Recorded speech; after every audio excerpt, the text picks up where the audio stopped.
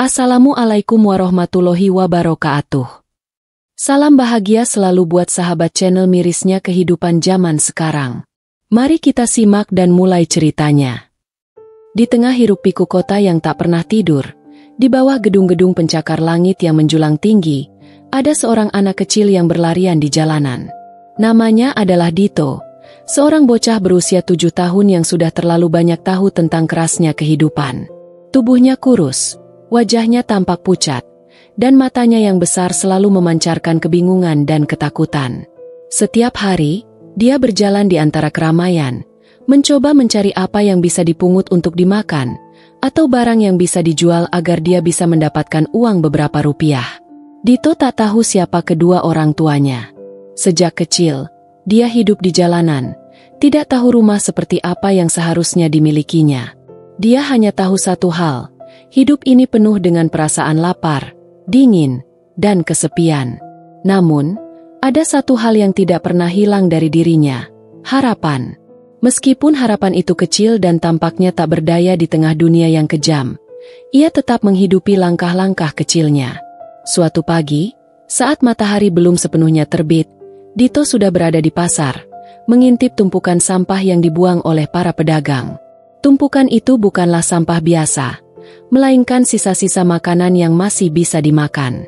Tangan kecilnya terulur dengan hati-hati, memilih potongan roti yang sudah setengah basi dan sepotong buah yang sudah mulai busuk. Walaupun rasanya pahit dan tak enak, bagi Dito, itu adalah keberuntungan. Di dunia tempat dia tinggal, makan adalah kemewahan yang jarang didapat. Dito tak sendiri. Di sampingnya, ada anak-anak lain yang juga melakukan hal yang sama. Mereka semua memiliki cerita yang serupa, terlahir tanpa kasih sayang, hidup dalam kemiskinan yang membuat mereka lupa apa arti kenyamanan. Mereka adalah bagian dari kehidupan yang tak pernah dihitung oleh pemerintah, oleh masyarakat yang sibuk dengan dunianya sendiri. Dito sering berlari-lari kecil, melihat apakah ada orang baik yang memberinya sedikit makanan atau uang, namun kebanyakan orang hanya meliriknya dengan tatapan jijik. Namun, di balik tatapan dingin itu, Dito tetap melangkah. Setiap pagi, dia akan menelusuri kota, berharap ada sedikit cahaya yang menerangi hidupnya. Dalam setiap harinya yang penuh cobaan, Dito tidak pernah berhenti bermimpi, walau mimpinya seringkali terhenti oleh kenyataan pahit.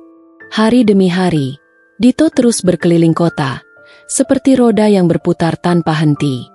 Kakinya yang kecil dan lelah membawa dirinya ke sudut-sudut jalan yang hampir tak pernah dilalui orang. Dalam perjalanan itulah, Dito sering menemukan hal-hal yang tak pernah dibayangkannya. Kadang, ada sisa-sisa makanan yang masih cukup baik untuk dimakan. Kadang ada uang koin yang jatuh di trotoar yang bisa ia ambil. Namun, tidak semua hari selalu beruntung baginya. Ada kalanya ia pulang dengan tangan kosong, dengan perut yang semakin meringis kelaparan. Namun, meskipun dunia di sekitarnya terasa begitu keras dan penuh penolakan, Dito tetap memiliki impian kecil yang selalu ia pelihara di dalam hatinya. Ia sering membayangkan sebuah rumah kecil dengan atap yang tak bocor, tempat yang hangat dengan dapur yang selalu berasap, dan ibu yang selalu menyambutnya dengan pelukan hangat. Sebuah keluarga yang utuh. Meski mimpi itu terasa begitu jauh, bahkan tidak mungkin terjangkau oleh tangannya yang kecil, Dito tak bisa menahan harapan itu. Harapan yang terus menyala di dalam hatinya yang rapuh. Suatu sore, ketika matahari mulai tenggelam dan langit menguning, Dito sedang duduk di pinggir jalan dengan tubuh yang letih. Ia menatap ke arah langit, berusaha menenangkan dirinya yang gelisah. Perutnya keroncongan, dan seharian ini ia belum mendapatkan apapun. Di depannya, ada sebuah toko roti yang mengeluarkan bau harum dari dalam. Roti segar yang baru dipanggang. Bau itu membuat perutnya semakin berontak.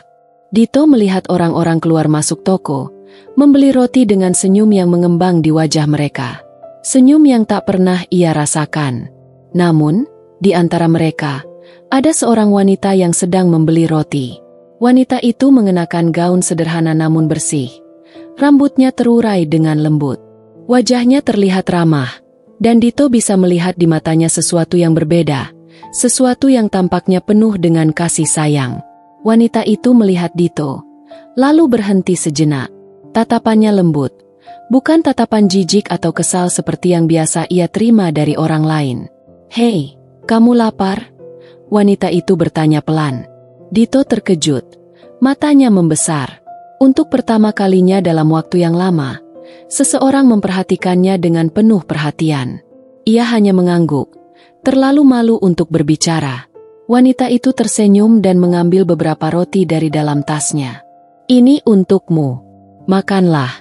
Jangan biarkan perutmu kosong." Dengan ragu, Dito menerima roti itu. Ia tak tahu harus berkata apa, hanya bisa menunduk, merasa begitu terharu. Wanita itu memberinya senyum hangat sebelum pergi, meninggalkan Dito dengan roti di tangannya yang gemetar.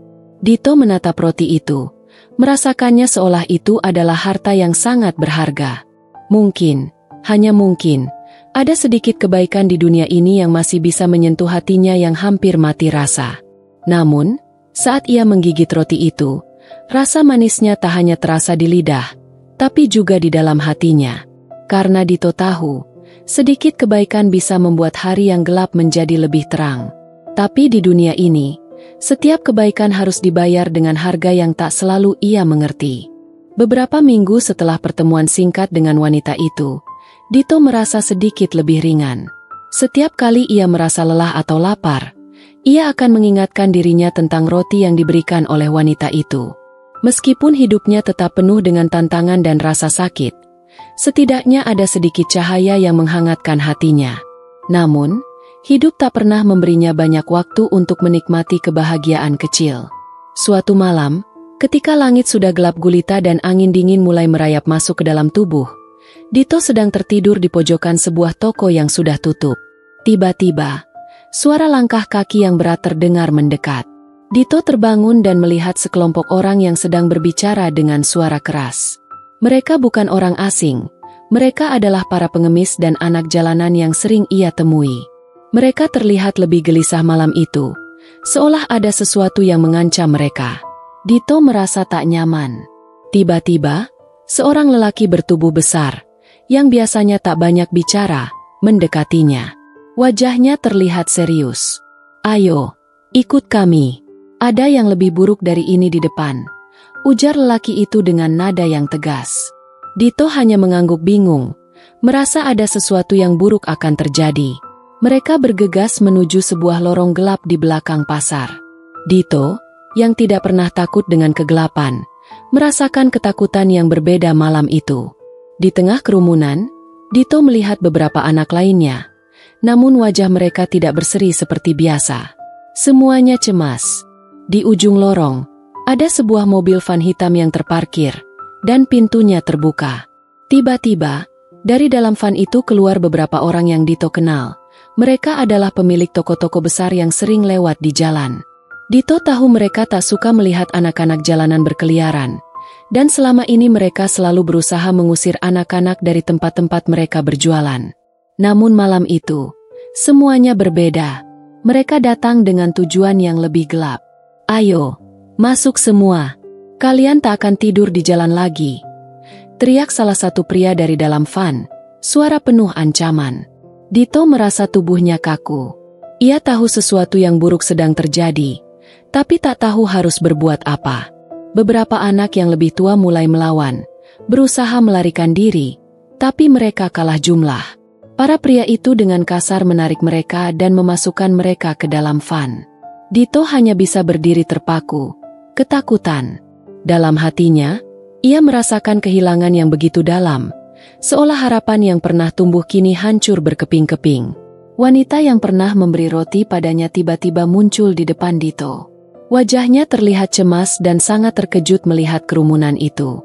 "Apa yang terjadi di sini?" tanyanya dengan suara gemetar. Salah satu pria yang ada di van itu menjawab dengan nada kasar, "Ini urusan kami. Jangan ikut campur." Namun wanita itu tidak mundur. "Aku tahu mereka. Mereka hanya anak-anak yang butuh pertolongan, bukan ancaman," teriaknya dengan tegas, sambil melangkah maju. Dito menatap wanita itu dengan mata yang penuh kebingungan dan harapan. Tapi sebelum ia sempat mendekat, pria yang berbadan besar itu menarik wanita itu dengan kasar. "Kalau kau tahu mereka, Berarti kau tahu tak ada tempat bagi mereka di kota ini, katanya, dan wajahnya menunjukkan kebencian yang dalam. Wanita itu berusaha melawan, tapi tenaga mereka tak seimbang. Dalam sekejap, ia terjatuh dan tak mampu berbuat banyak. Dito hanya bisa berdiri terpaku, hatinya hancur. Orang baik yang pernah memberinya roti, orang yang sempat memberikan secercah harapan, kini terluka. Apa yang harus ia lakukan? Ia hanya seorang anak, tak punya kekuatan untuk melawan dunia yang begitu kejam. Ketika Van itu pergi meninggalkan mereka, Dito berdiri di tengah lorong, tubuhnya bergetar. Semua yang pernah ia impikan tentang kebaikan dunia kini terasa begitu jauh, hancur dalam sekejap. Ia berlari menjauh, tak tahu kemana, hanya mengikuti langkahnya yang rapuh dan penuh keraguan. Dito merasa begitu kosong. Dunia yang penuh kebaikan ternyata penuh dengan luka yang tak terobati. Harapan yang dulu ia genggam kini terasa begitu rapuh. Malam itu, Dito berjalan tanpa tujuan, tubuhnya letih dan hatinya hancur. Semua yang ia tahu tentang dunia ini terasa seperti ilusi. Roti yang diberikan oleh wanita itu, senyuman yang ia terima, semua terasa jauh, seperti kenangan yang tak bisa digapai lagi. Kejadian malam itu mengubah segalanya. Ia tak tahu kemana harus pergi, tak tahu siapa yang bisa ia percayai lagi. Hujan mulai turun perlahan, seakan langit ikut menangis bersama Dito. Ia mencari tempat untuk berlindung, mencari sudut yang dapat memberinya sedikit kehangatan dari hujan yang mengguyur tubuh kecilnya. Malam itu terasa begitu panjang, seolah dunia menanti untuk menghancurkan sisa-sisa harapan yang masih ada di hatinya. Namun, saat ia bersembunyi di bawah atap gedung yang bocor, sebuah suara lembut terdengar di belakangnya. "Kamu tidak sendirian, anak kecil." Dito menoleh, terkejut melihat seorang pria tua berdiri di dekatnya. Wajahnya berkeriput oleh usia, tetapi matanya memancarkan kebaikan yang begitu hangat. Pria itu mengenakan pakaian lusuh, namun tetap tampak penuh ketenangan. "Kenapa kamu di sini sendirian, Nak?" Dito tidak bisa menjawab, hanya menunduk. Ia merasa begitu bingung, apakah pria ini adalah orang baik, ataukah dia hanya akan menjadi bagian dari dunia yang lebih gelap lagi. Namun, pria itu tidak menyuruh Dito untuk pergi. Sebaliknya, dia duduk di sampingnya, mengeluarkan sepotong roti dari tas kecil yang ia bawa. "Ini untukmu," ujar pria itu, menyodorkan roti yang sama sekali tak tampak mewah, tetapi bagi Dito, itu adalah pemberian yang luar biasa. Dito menatap roti itu, lalu memandang pria tua itu. "Kenapa kamu memberi aku roti?" Pria itu tersenyum lembut. "Kadang-kadang, sedikit kebaikan bisa mengubah dunia bagi seseorang. Aku tahu, dunia ini memang keras, tapi kita bisa memilih untuk tetap memberikan harapan, meskipun dunia tidak selalu memberikannya pada kita." Dito menggigit roti itu. Rasanya tidak semanis yang ia bayangkan, namun ada sesuatu yang menenangkan dalam setiap gigitan. Untuk pertama kalinya dalam waktu yang lama, ia merasakan bahwa hidup ini mungkin masih memiliki beberapa sudut yang penuh dengan kebaikan. Pria itu kemudian melanjutkan, "Dulu, aku seperti kamu, anak kecil yang tidak punya tempat tinggal, yang hanya bisa mencari makan di jalanan. Tapi ada orang yang memberiku sedikit harapan, dan itu membuatku bertahan. Kamu harus tahu, Dito, dunia ini tak akan memberi banyak kebaikan, tapi bukan berarti kita tak bisa memberi kebaikan itu kepada orang lain." Dito menatap pria itu dengan mata yang mulai berkaca-kaca. "Tapi, aku takut. Aku takut dunia ini akan terus menghancurkanku," gumamnya dengan suara hampir tak terdengar. Pria itu meraih tangan Dito dengan lembut. "Hidup ini memang penuh dengan cobaan, Nak. Tapi jangan pernah berhenti berharap. Di dunia ini, ada banyak orang yang juga ingin memberi, meskipun dunia kadang membuat kita merasa tak berdaya. Kamu masih punya waktu untuk menemukan orang-orang baik yang akan membantumu."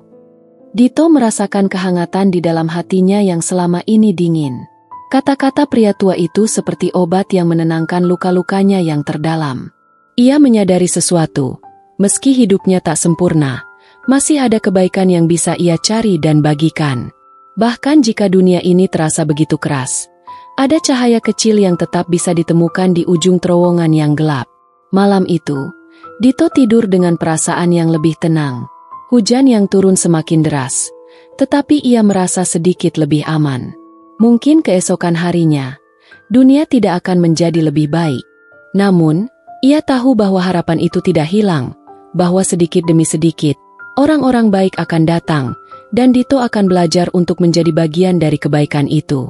Dan mungkin, hanya mungkin, hidup yang begitu keras ini bisa berubah menjadi lebih indah jika kita tidak berhenti untuk mempercayai harapan dan cinta.